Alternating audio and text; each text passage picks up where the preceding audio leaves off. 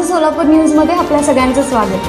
पंढरपुरामध्ये दाखल गुन्ह्यात मोटरसायकल न दाखविण्यासाठी तसेच तक्रारदारास आरोपी न करण्यासाठी 50,000 रुपये लाचेची मागणी करून ती स्वीकारत असताना पंढरपुरातील पोलीस नायकास सोलापूर लाचलुचपत प्रतिबंधक विभागाने रंगेहात पकडले। ही सापळा कारवाई शुक्रवारी 10 मे 2024 रोजी यशस्वी झाली। या प्रकरणी पोलीस नाईक याच्यावर पंढरपूर ग्रामीण पोलीस ठाण्यात गुन्हा दाखल करण्याचे काम सुरू आहे।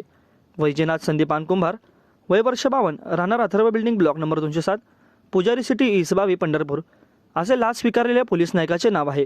याबाबत सोलापूरच्या लाचलुचपत प्रतिबंधक विभागाने सांगितले आहे की पंढरपूर शहर पोलीस ठाण्यात अज्ञान वाहनधारकाविरोधात दाखल झालेल्या गुन्ह्यात तक्रारदार यांची मोटरसायकल न दाखविण्यासाठी तसेच सदर गुन्ह्यात तक्रारदार यांना आरोपी न करण्यासाठी पोलीस नाईक कुंभार यांनी तक्रारदार यांच्याकडे 1 लाख रुपये लाचेची मागणी केली होती। तडजोडून ती 50,000 रुपये लाच रक्कम स्वीकारण्याचे मान्य करून तेच लाच रक्कम स्वीकारताना पोलीस नायकास रंगेहात पकडण्यात आले।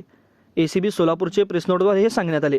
हा सापळा पोलीस निरीक्षक उमाकांत महाडिक, पोलीस अंमलदार पोलीस कॉन्स्टेबल अतुल घाडगे, सलीम मुल्ला, पोलीस नाईक स्वामीराव जाधव, चालक श्याम सरोसे यांच्या पथकाने पार पडली।